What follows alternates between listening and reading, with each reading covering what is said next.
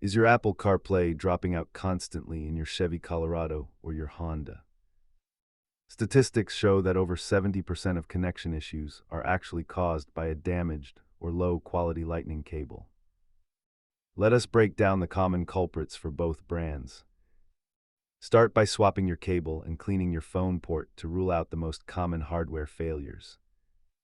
Chevy Colorado owners often find that the USB hub itself oxidizes or needs a firmware update from the dealer.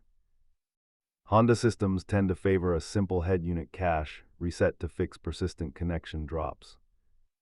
Try a full system reset before heading to the shop for expensive hardware diagnostics.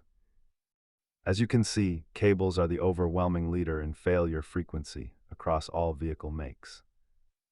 If DIY steps fail, check your fuse box and ask your dealer for any technical service bulletins. Keep a high-quality certified cable and compressed air in your glove box for quick roadside troubleshooting. Remember, software is rarely the villain, but a bad cable is almost always the primary suspect. Check your cables first, and you will save yourself a trip to the dealership.